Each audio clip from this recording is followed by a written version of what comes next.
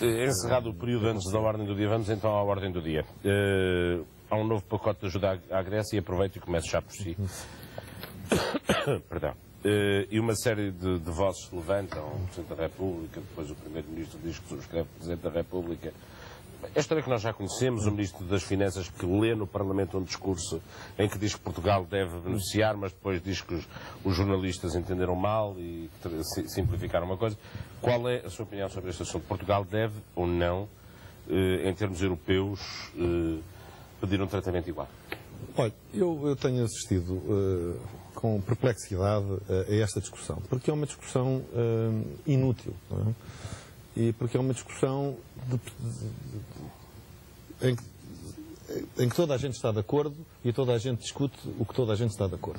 Bom, portanto, é uma discussão, a meu ver, bastante artificial. O que é que se passou? Houve um novo pacote de ajuda ou de assistência à Grécia, uma revisão das condições de assistência à Grécia e, portanto, perante isso, houve uma expectativa de que se aplicassem de imediato a Portugal algumas das condições, ou todas elas, e de facto uma declaração do Ministro das Finanças. Depois há uma atitude no quadro do Eurogrupo que é diferente desse automatismo e, portanto, mas no essencial do Governo, nas posições que eu ouvi, portanto, do Ministro das Finanças, ou do Primeiro-Ministro, do Dr. Paulo Portas, Ministro dos Estrangeiros e do Presidente da República, dizem a mesma coisa. Portanto, a seu tempo, algumas das condições deverão ser também aplicadas a Portugal. Não todas elas, porque de facto a situação portuguesa não é igual à da Grécia, mas aquelas condições que têm razão objetiva para se poderem aplicar a outros países com programa, nomeadamente a Irlanda e Portugal, a seu tempo Portugal poderá beneficiar delas e deve, obviamente, lutar por essa igualdade de tratamento.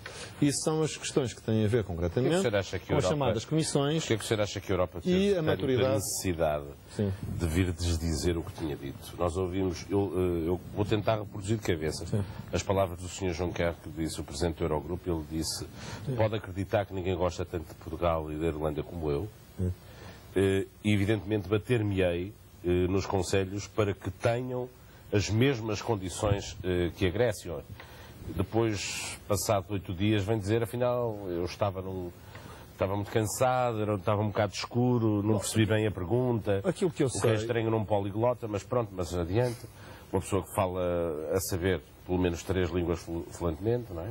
Bom, da outra vez, enfim, nós já tínhamos beneficiado, nós e a Irlanda, de um efeito indireto, também de uma revisão das condições de assistência. A baixa de juros, e nomeadamente a eliminação de uma componente do spread, digamos, que era a componente punitiva do spread. Bom, e, portanto, nessa altura, os nossos juros também baixaram. Bom, e provavelmente o que aconteceu no final dessa reunião é que algumas pessoas assumiram que automaticamente, como já tinha acontecido, o mesmo se aplicaria. Isso, depois, presumo, só posso presumir, gerou resistências em alguns dos atores principais do Eurogrupo e, portanto, isso não seria automático e alguns, nomeadamente o Ministro das Finanças alemão e francês, verbalizaram, primeiro no Parlamento Europeu, depois noutras circunstâncias, que isso não seria assim.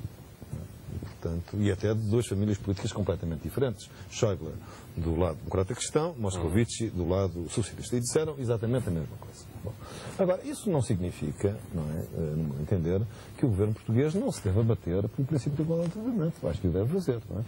Mas o princípio de igualdade de tratamento o que diz? É igual o que é igual, diferente o que é diferente. E portanto, há coisas que de facto não se nos aplicam ainda bem. E ainda bem. E nós não, de maneira nenhuma, devemos fazer o que quer que seja que nos arrastasse para uma percepção dos mercados e de observadores internacionais de que Portugal queria entrar em cumprimento da Grécia. Isso não nos beneficiaria e nos ia penalizar imenso, não é? Mas o senhor reconhece que, portanto, agora, foi inventado, não é? Sim. Agora, portanto, há uma série de acontecimentos. Há questões, portanto, primeiro, não é todo o empréstimo da Troika. É apenas aquele que vem que vem do Fundo Europeu de Estabilização Financeira. E segundo, não são todas as condições. São 20 mil porque algumas são inerentes à situação de relaxo e de incumprimento da questão da Grécia, mas são outras que, de facto, são aplicáveis, que têm a ver com comissões administrativas, não é verdade? Basicamente, e também com a extensão de alguns prazos de pagamento. O que seria um grande alívio de tesouraria para Portugal, sim. não é? Agora, portanto, o tempo de... A sua posição, se eu bem entendi... Eu creio que o governo português se deve bater por isso, em boas condições, que não prejudiquem a imagem de Portugal. Agora, quer o Ministro das Finanças, quer o Primeiro-Ministro, quer o Ministro dos Estrangeiros, quer também o professor Cavaco Silva, disseram substancialmente a mesma coisa. Por isso é que eu julgo que isto é uma discussão um bocadinho artificial. Agora, foi dito de facto em tempos diferentes. É natural que a oposição queira entrar Nós aqui, estamos de facto a viver tempos diferentes. Porque, de facto, o Ministro das Finanças disse uma coisa, isso também é um facto indesmentível, mas, a meu ver, não é por falta dele, disse ainda no debate do orçamento uma coisa na Assembleia da República que depois não se comprovou e os seus próprios colegas do Eurogrupo vieram desdizer. E, portanto, houve aqui uma primeira... Não, desnorte é uma... Na União Europeia, uma as coisas são todas fortemente negociadas. E, portanto, o governo português deve bater-se, a meu ver, bate-se pelas melhores condições para Portugal, nem passa para ter. Mas acha que tem sido uma voz ativa? Eu tenho uma liberdade para falar como deputado que, obviamente, um ministro ou um primeiro-ministro não tem. Eu vou-lhe perguntar, vou apelar à sua condição de conhecedor dos meandros da eurocracia e do Parlamento Europeu. Acha que se Portugal mantiver esta atitude de low profile, que consegue ser ouvido na Europa? Eu acho que tem sido ouvido. Eu gostaria, e aliás tenho defendido, que Portugal deve ter uma política europeia mais proativa. E não só neste dossiê, que é o dossiê para nós mais desagradável. Nós estamos em situação de maior dependência, porque é uma relação de credor-devedor, é uma relação, portanto, nós estamos numa posição de fragilidade. Portanto, eu acho que o discurso europeu de Portugal não é circunscrito a isto, não. Enfim, é o conjunto. Estamos a falar do global, claro.